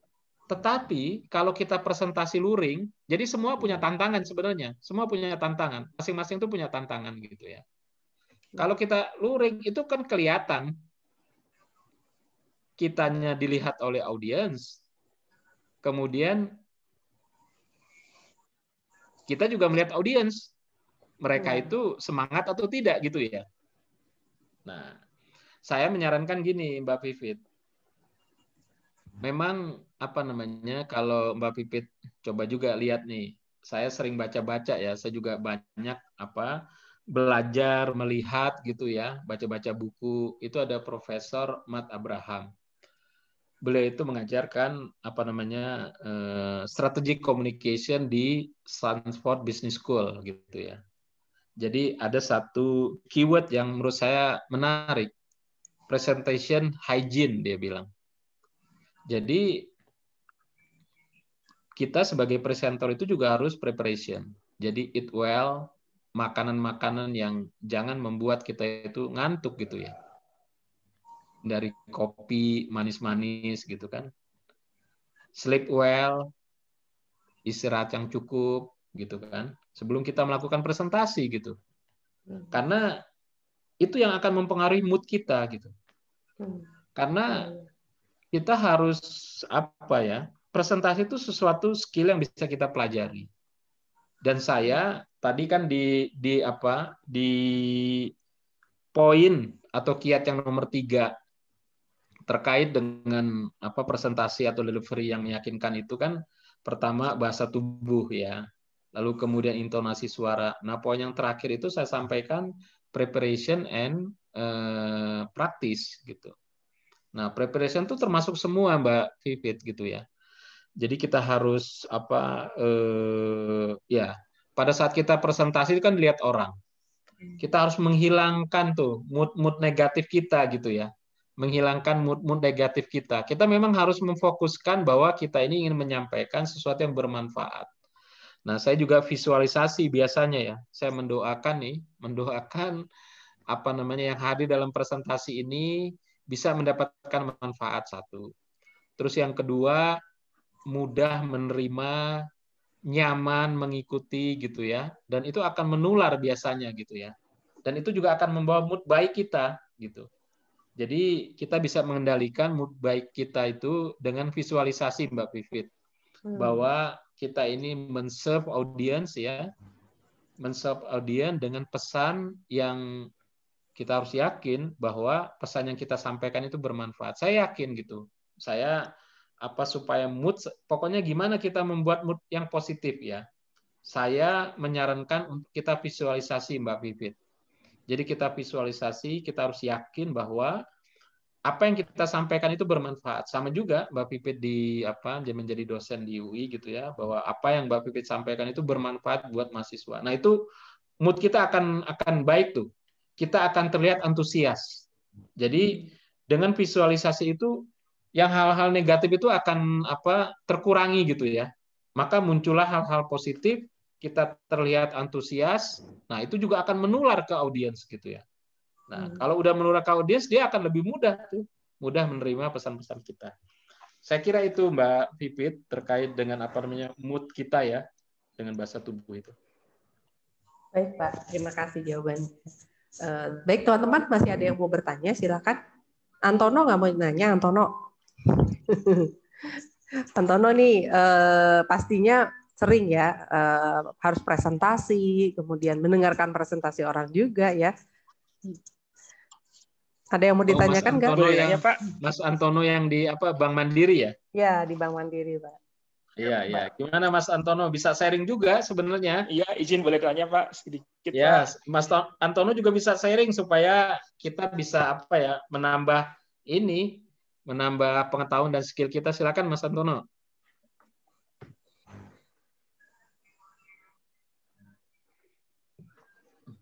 Ya, Ton, langsung aja, Ton. Silakan Mas Antono. Ton? Sorry, sinyalnya jelek kayaknya di sini. Oh Ini iya, dari tempat lain. di teras ya. Halo, sorry sinyalnya Iya. jelek. Iya, iya. Ini udah masuk ke rumah nih. Pak Eri boleh tanya Pak. Jadi Iya, sebenarnya saya silakan, sering Mas. presentasi ke siapa ya, ke pegawai yang baru masuk, kemudian ke pegawai yang mungkin ingin belajar bidang yang sedang saya tekuni. Kebetulan saya sudah lama di bagian treasury, kemudian di risk management juga. Iya, iya. Nah, ketika saya mengajar itu, saya sering menghadapi ketika kehilangan ide gitu loh. Idenya itu tiba-tiba lenyap, entah lenyapnya karena lupa atau karena mungkin terpesona sama pertanyaan-pertanyaan si audiens saya. Nah, itu gimana cara mengatasinya, Pak? Ya. Ya.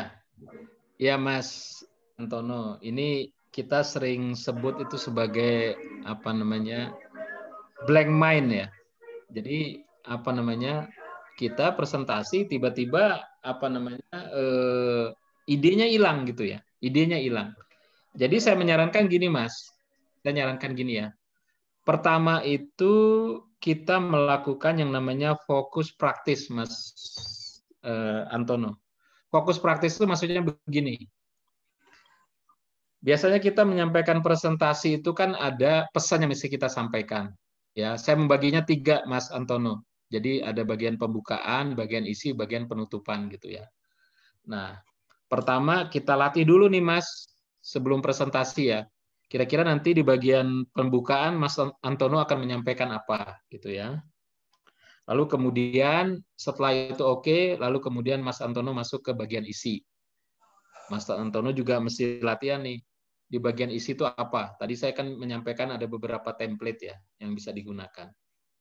Terus lalu kemudian bagian penutupan. Mas Antono juga menyampaikan. Nah, gini Mas. Kita melakukan latihan itu tidak hanya sekedar apa namanya kita melakukan mental imagery. Jadi membayangkan secara mental gitu ya. Kita punya nih Mas Antono kan sudah buat bahan paparannya, terus Mas Antono hanya bolak-balik aja, lihat gitu ya. Nah, saya menyarankan juga kita mesti melakukan physical activity. Jadi Mas Antono melakukan apa namanya seperti Mas Antono akan presentasi gitu ya. Jadi apa gabungan tuh mental imagery sama apa namanya physical activity. Jadi Mas Antono berdiri, Mas Antono bersuara gitu ya, menyampaikan presentasi. Jadi itu kita lakukan sebelum apa kita presentasi, Mas. Itu untuk supaya kita tidak mengalami blank mind gitu ya. Karena dengan kita melakukan physical activity itu, Mas Antono berdiri seperti layaknya Mas Antono mau melakukan presentasi dan bersuara. Mas Antono sampaikan pesan yang ingin Mas Antono sampaikan gitu ya. Nah, kalau itu Mas Antono lakukan, saya kira blank mind itu akan apa namanya terhindari. Sekarang Mas Antono nih presentasi nih, tiba-tiba tetap hilang gitu ya, tetap hilang. Apa yang harus dilakukan? Nah, Mas Antono bisa gini, Mas. Saya biasanya ketika melakukan presentasi itu ada message-nya, Mas. Main message, message utama. Saya di bahan presentasi saya ini, pesan utama saya adalah keunggulan presentasi itu ditentukan oleh satu message yang terstruktur. Kedua, desain slide yang menarik. Ketiga, delivery yang meyakinkan. Saya ingat tuh message utamanya, Mas. Nah, Mas Antono juga begitu. Jadi, apa sih yang audiens harus ingat ketika presentasi itu berakhir gitu. Itu yang kita sebut dengan message utama. Nah, Mas Antono ingat itu aja, nanti karena satu psikologi tertentu, Yang blank tadi akan ingat tuh Mas Antono. Gitu ya. Yang kedua, kita juga bisa, itu yang kedua, yang ketiga ya. Yang ketiga. Jadi tadi ya, sebelum presentasi itu kita melakukan fokus praktis supaya jangan blank mind. Tetapi ketika kita sudah melakukan presentasi, tetap blank mind, pertama kita ingat pesan utama kita, kan saya menyarankan tuh ada tiga poin ya. Nah, dengan pesan utama tadi, kita akan teringat tuh. Yang kedua, Mas, kita tanya nih sama audiens. Kira-kira poin penting apa yang tadi sudah kita sampaikan gitu, yang sudah Mas Antono sampaikan. Dengan kita bertanya itu memberi kesempatan bagi Mas Antono untuk merenung, memikirkan kembali poin gitu. Jadi kita buying time Mas Antono. Jadi kita buying. Lalu yang ketiga ya, tentu akan bagus juga kalau Mas Antono itu punya catatan Mas. Jadi punya catatan gitu ya. Kadang-kadang kan kita bisa menggunakan, kalau menggunakan PowerPoint ini kan ada presentation note. Ya, presentation note. Jadi Mas Antono bisa gunakan tuh. Di dalam presentation note itu, jadi ada PowerPoint yang terlihat ke audiens, ada note yang kita bisa baca gitu. Saya kira itu Mas Antono, dalam rangka nanti mengatasi blank mind ya, blank mind. Saya kira itu Mas. Makasih Pak Eri. Ya. Kalau boleh share, saya itu kan presentasi juga mungkin awalnya gagal ya Pak Eri ya. Jadi pertama dulu saya sering ngajar ke Mandiri University, di situ banyak pegawai yang baru masuk. Nah, pertama kali saya presentasi saya menilai presentasinya gagal. Kegagalan itu banyak indikasinya. Indikasinya antara lain adalah pesertanya entah ngantuk, kemudian kurang perhatian, malah main HP dan sebagainya ya Pak ya. Kemudian ketika berinteraksi matanya tidak menatap kita sebagai pembicara. Nah, ketika menghadapi seperti itu, apa yang harus kita lakukan? Karena sekarang kondisinya kan pandemi, kita nggak bisa ngelihat pesertanya. Misalkan saya dengan Pak Eri sedang berbicara sekarang ini, tapi saya nggak bisa melihat kepada audiens yang sedang kita ajak bicara. Nah, itu gimana Pak, melihat tingkat keberhasilan presentasi kita? Thank you, Pak. Ya, Mas Antono, itu good question saya kira ya, Mas Antono ya. Jadi pada intinya, Mas Antono, ini ada penelitian nih. Memang tantangan kita ya, tantangan kita untuk. Jadi saya sampaikan tadi presentasi luring ataupun presentasi daring itu punya tantangan. Nah, tapi ada satu kata kunci nih Mas, satu kata kunci. Baik daring maupun luring itu bagaimana kita melakukan interaksi dengan audiens gitu ya. Nah, ketika kita sudah bisa melakukan interaksi dengan audiens, maka hal-hal yang tadi disebutkan oleh Mas Antono itu bisa kita atasi gitu ya. Jadi pada intinya Mas, bagaimana tipsnya, tekniknya ya? Kita minta audiens itu untuk melakukan satu refleksi, Mas. Itu yang pertama. Jadi misalnya Mas Antono sudah di dalam ini ya, di dalam memberikan presentasi, misalnya ke tadi Mandiri ya, ada Mandiri University ya. Mas Antono menyampaikan pengalamannya, lalu kemudian ada satu pesan. Nah, Mas Antono bisa minta audiens itu melakukan refleksi. Ya. Nah, kalau kita menggunakan presentasi daring ini, itu kan di Zoom itu ada poll ya, polling ya, Mas. Jadi apa yang sudah Mas Antono sampaikan itu, Mas Antono coba minta audiens itu untuk merespon. Nah, ketika merespon kan ada interaksi ya, ada interaksi. Itu yang pertama. Terus yang kedua, kita bisa minta mereka melakukan sesuatu, Mas. Jadi ada satu konsep yang namanya think, pair, and share. Jadi Mas Antono bisa membuat satu pertanyaan gitu ya. Terus kemudian minta satu kelompok yang terdiri dari 3 orang gitu ya, atau 4 orang. Lalu kemudian minta mereka untuk membahas Mas Antono pertanyaan yang Mas Antono sampaikan. Minta mereka melakukan berpikir dulu ya dalam kelompok tersebut. Kemudian share di dalam kelompok, think, pair, jadi berkelompok, lalu kemudian share. Jadi nanti mereka Mas Antono minta Jadi terhadap apa tugas atau pertanyaan yang Mas Antono sampaikan itu share ya di depan apa namanya pleno yang lebih besar gitu ya. Jadi Mas Antono bisa menggunakan breakout room. Jadi misalnya ada berapa? Misalnya ada 15 peserta, Mas Antono bisa bagi 5 kelompok, satu kelompok 3 orang. Mas Antono berikan pertanyaan, 5 kelompok tersebut yang terdiri dari 3 orang suruh diskusikan, ya, suruh mereka berpikir, berpasangan, dapat jawabannya, terus mereka suruh apa namanya share gitu ya. Nah, dengan membuat keterlibatan itu nanti ya audiens yang ngantuk, audiens yang nggak perhatian, mulai itu Mas, mulai apa namanya perhatian terhadap yang Mas Antono sampaikan.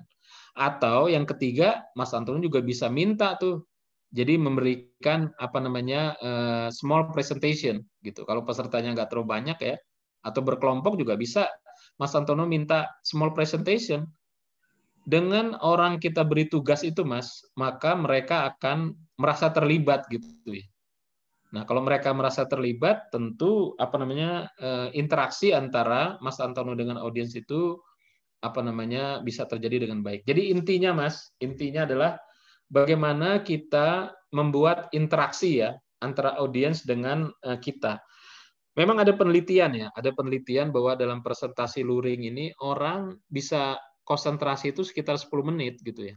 5 sampai 10 menit. Jadi bagaimana kita membuat materi itu tiap 10 menit ada activity.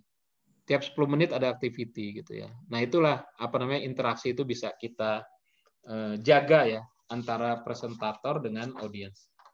Saya kira itu Mas Antono, pertanyaannya sangat baik. Terima kasih Pak Eri. Ya, Terima kasih Pak Eri untuk jawabannya. Baik, masih satu kali lagi kesempatan diberikan untuk pertanyaan. Masih ada yang mau bertanya? Mungkin Aji atau Mas Bobi atau siapa yang mau? Devina mungkin ada yang mau ditanyakan?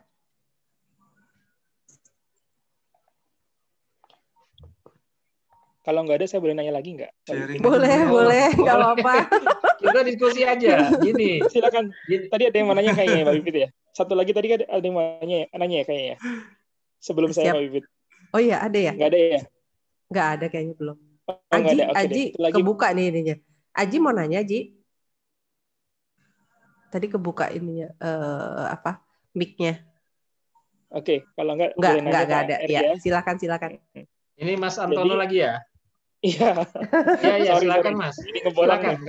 Nggak apa-apa. Jadi, ini pengalaman pribadi soalnya Pak. Jadi ketika saya presentasi, biasanya nih membuat presentasi itu lebih berhasil, itu triknya saya menggunakan cara memanggil nama peserta. Karena buat saya, nama peserta itu adalah lagu terindah di telinga pemilik namanya.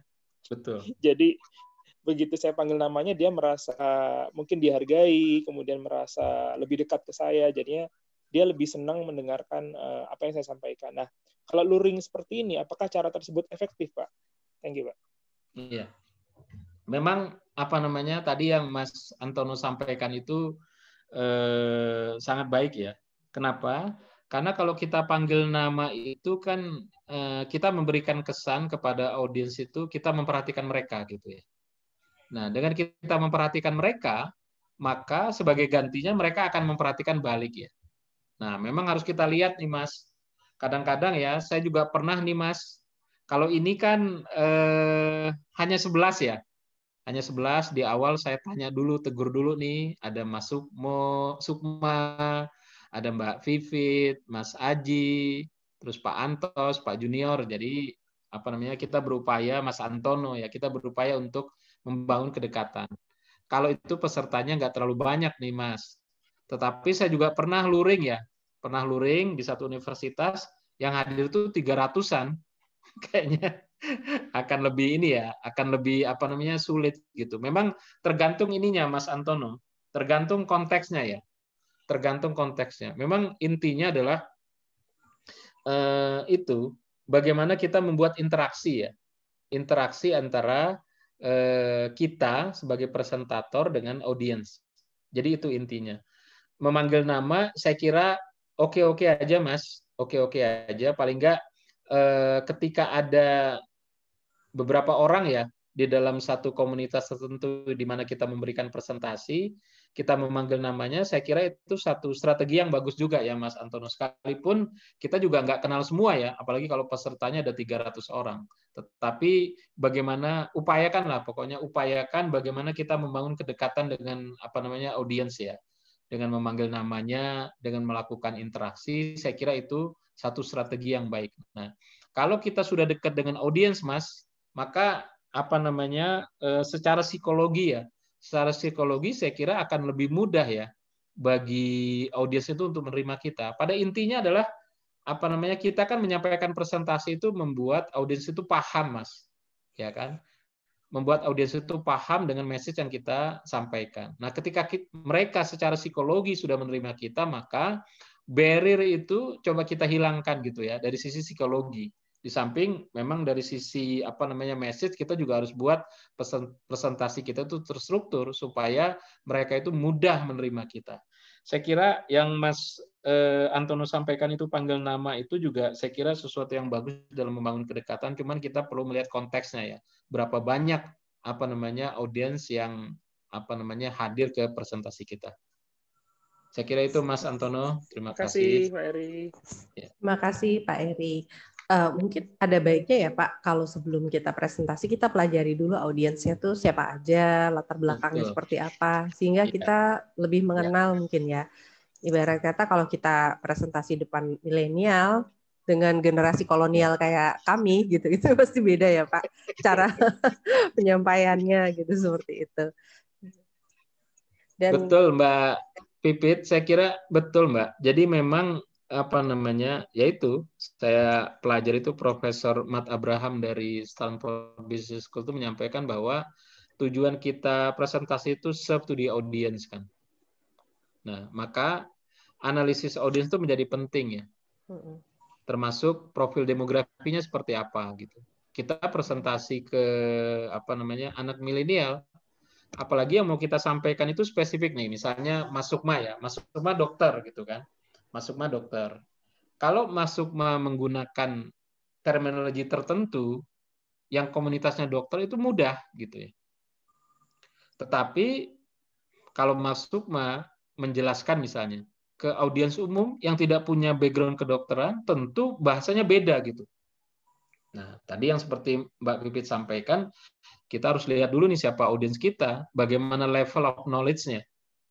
Kalau misalnya masuk menggunakan bahasa-bahasa kedokteran, mereka akan sulit nangkep. Tetapi kalau itu dipresentasikan di komunitas dokter, maka akan lebih mudah. Makanya analisis audiens itu pertama yang harus kita lakukan.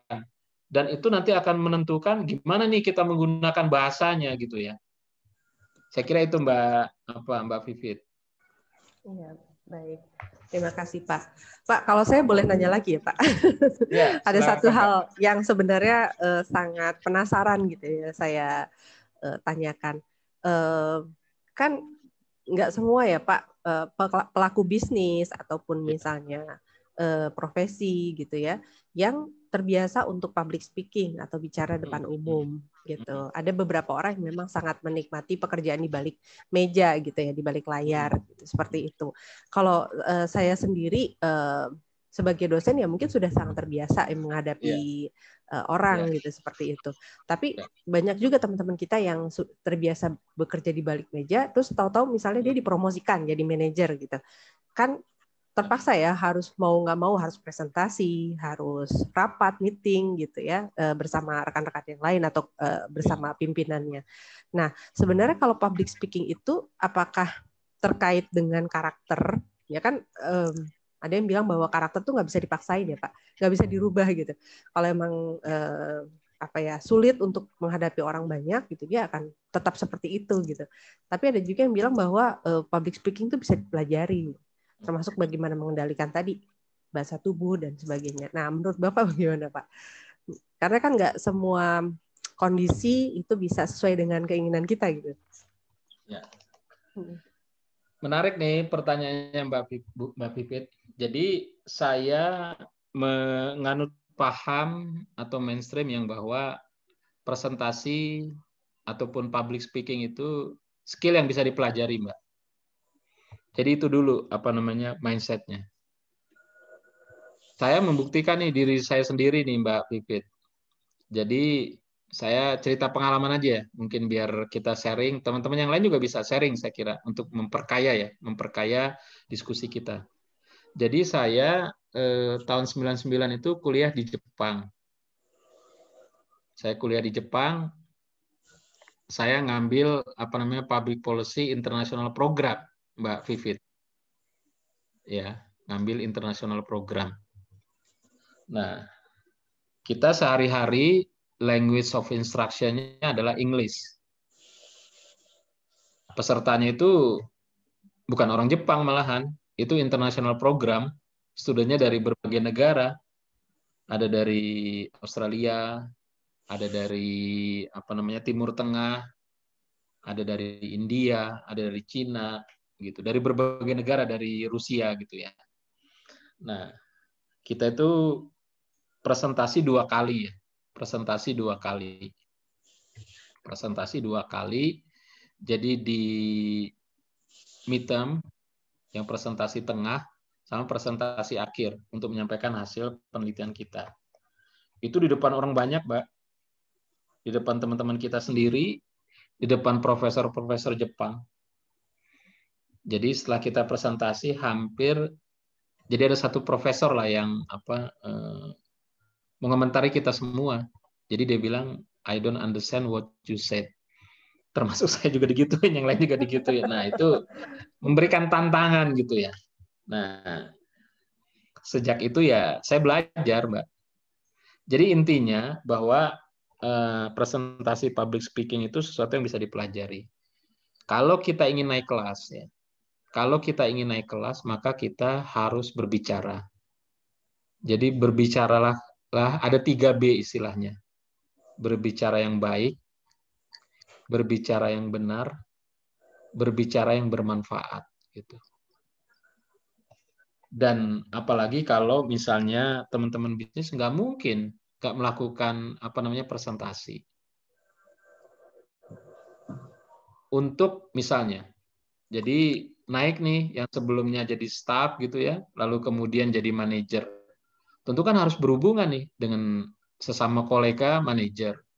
Terus kemudian staffnya mesti berhubungan dengan atasannya juga. Nah, kemampuan presentasi ataupun public speaking itu is must gitu ya. Itu sesuatu yang menurut saya itu bisa kita pelajari, Mbak Pipit. Jadi yang penting gini.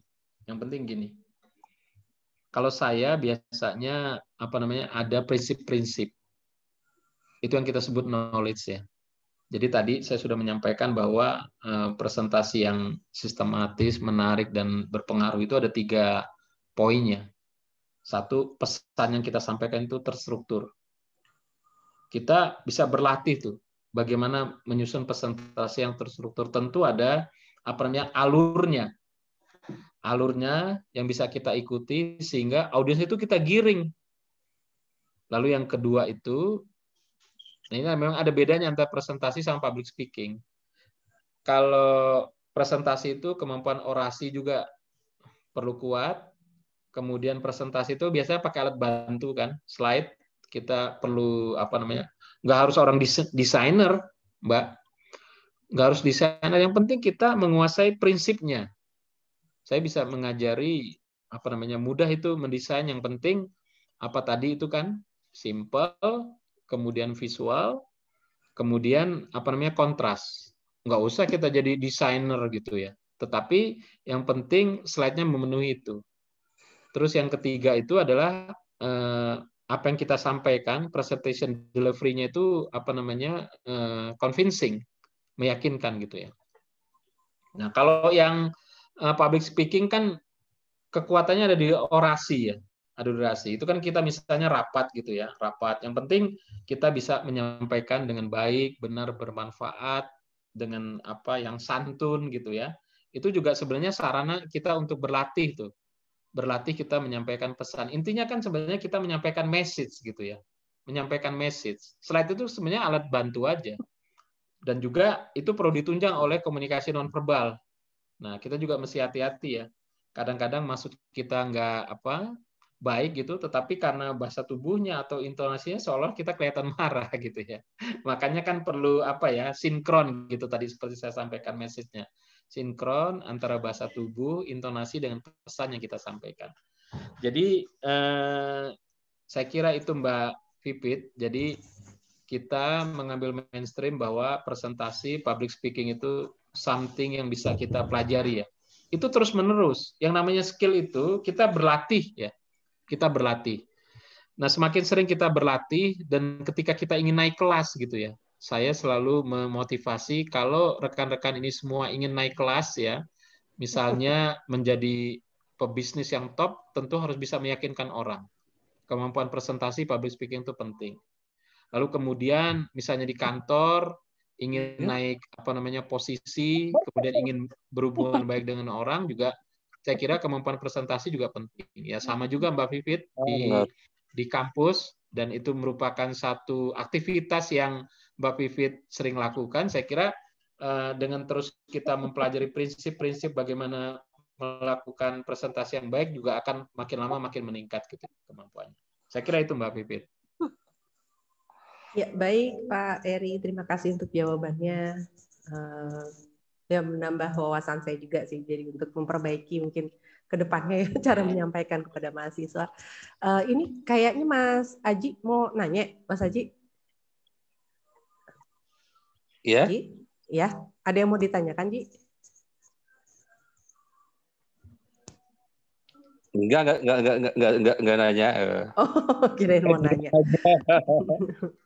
Ya, baik, ini ada pertanyaan dari Mas Bobi. Dalam presentasi secara luring, selain yang tadi disebutkan oleh Mas Antono, apakah ada trik yang benar-benar efektif supaya pesan ataupun presentasi kita benar-benar membuat audiens tertarik? Ini mungkin kalau kondisinya sudah nggak pandemi lagi ya Pak ya, kemudian kita harus presentasi secara luring. Ya. Ini bagaimana Pak tipsnya supaya orang tuh jadi get attention kepada kita itu?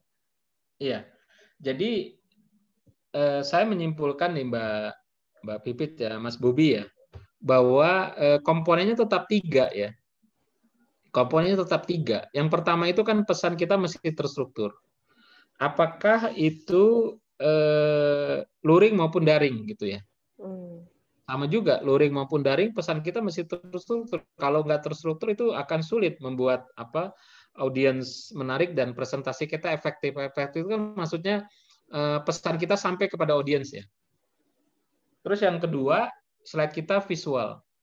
Nah, yang ketiga yang membedakan saya lihat nih, delivery yang meyakinkan gitu ya. Kalau luring ya, bahasa tubuh semua itu terlihat tuh lengkap ya. Penampilan kita terlihat ya.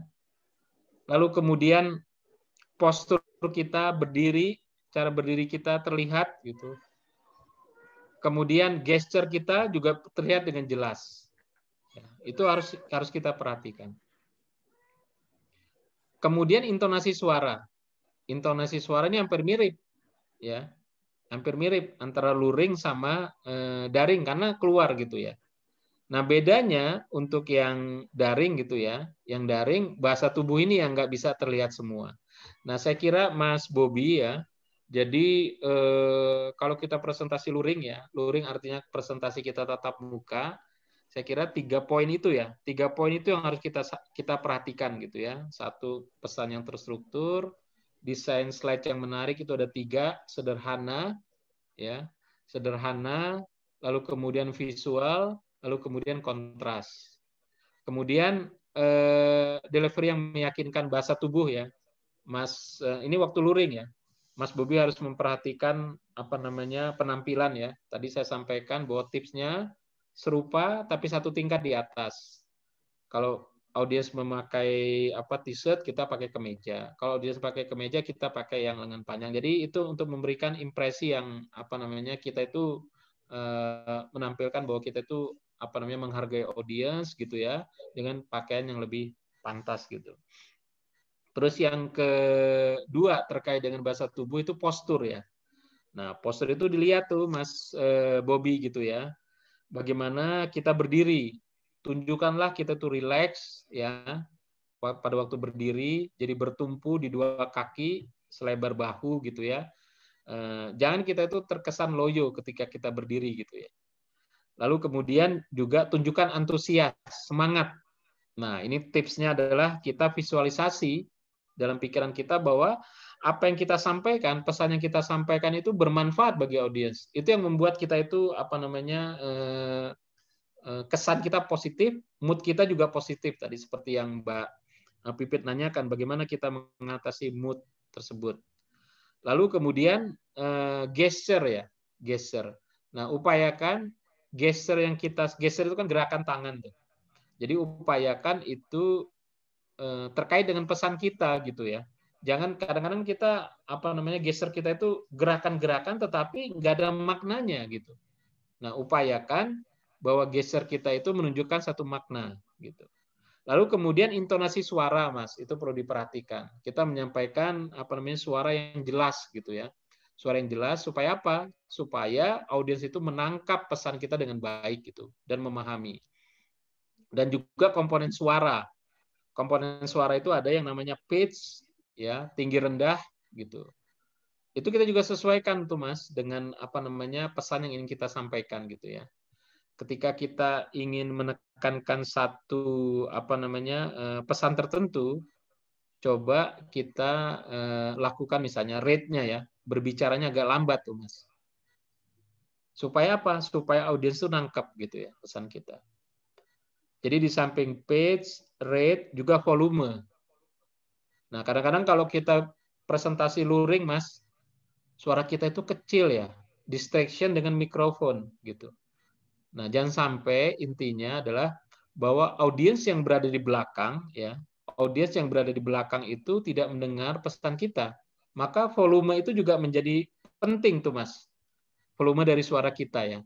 Untuk memastikan bahwa audiens itu mendengar suara kita. Jadi pada intinya Mas Bobby, ketika kita melakukan presentasi luring gitu ya, 3 faktor itu yang kita perlu perhatikan, luring maupun daring. Cuman di dalamnya komponen-komponennya agak berbeda saya lihat ketika kita menyampaikan delivery dari presentasinya. Saya kira itu Mas Bobby, mudah-mudahan bisa menjawab pertanyaan Mas Bobby. Baik, terima kasih Pak Eri. Berhubung juga waktu sudah menunjukkan hampir pukul 10 malam ya. Iya. Sepertinya saatnya kita beristirahat Pak. Mungkin untuk sebagai penutup ada closing remarks dari Bapak pada kami. Iya. Jadi gini, ini Mbak Pipit ya. Saya lihatnya ada Mbak Pipit, Mas Aji, Mas Junior, Mas Antono, ini Antos nih, saya panggil Mas Bobby, Mas Sukma gitu ya. Saya hanya ini pesan gitu ya, pesan. Jadi kalau kita ingin naik kelas gitu ya, kalau kita presentation skill atau public speaking itu is a must gitu ya, itu harus gitu. Nah, yang kedua kita terus memperbaiki knowledge kita tentang presentasi dan public speaking. Ya. Apakah kita dengan membaca, kemudian melihat bagaimana orang melakukan presentasi, sharing-sharing seperti ini gitu ya, untuk memperbaiki pengetahuan skill yang sudah kita punya sehingga makin lama makin meningkat. Saya kira itu sesuatu yang harus terus kita lakukan. Intinya adalah continuous improvement, itu yang kedua. Nah, yang ketiga praktis ya, praktis latihan gitu. Nah, dengan melatihan, karena saya itu mengambil mainstream bahwa presentation skill or public speaking itu is learn skill. Skill yang bisa kita pelajari gitu ya. Skill yang bisa kita pelajari. Nah, saya kira itu yang bisa saya sampaikan. Saya mendoakan supaya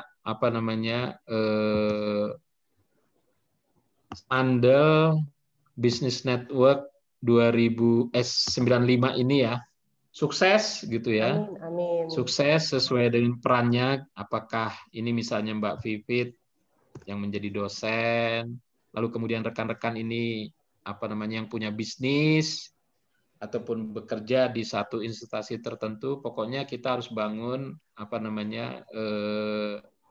kita harus bangun kapasitas kita gitu ya. Kapasitas kita, terutama karena saya ceritanya tentang presentasi dan public speaking, ya dibangun terus ini skill, pesan saya ya. Pokoknya ini tidak rugi gitu ya. Tidak rugi belajar tentang presentasi atau public speaking, karena itu adalah skill yang perlu kita kuasai untuk abad 21 ini. Saya kira itu Mbak Vivit, saya berharap mudah-mudahan sharing kita ini membawa manfaat dan berkah gitu ya. Berkah bagi kita semua dalam rangka menunjang profesionalitas kita. Saya kira itu, terima kasih. Wassalamualaikum warahmatullahi wabarakatuh. Waalaikumsalam warahmatullahi wabarakatuh. Ya, terima kasih Pak sekali lagi atas sharingnya, knowledge yang diberikan kepada kami, luar biasa ya. Malam minggu kita jadi produktif. Weekend kita jadi produktif nih, dan semoga ini bisa diimplementasikan oleh teman-teman semua, termasuk saya sendiri ya. Betul. Untuk memperbaiki bagaimana cara presentasi kita, public speaking kita, seperti itu. Ya, semoga juga ke depannya nanti ada sharing session yang lainnya. Nih, beberapa sudah memberikan ide atau usulan, ada yang memberikan ide untuk membuat pelatihan tentang bagaimana membuat PPT secara teknis gitu. Iya, Mbak. Seperti itu, semoga nanti kami bisa merealisasikannya buat teman-teman. Baik, sebelum kita menutup acara, kita ada sesi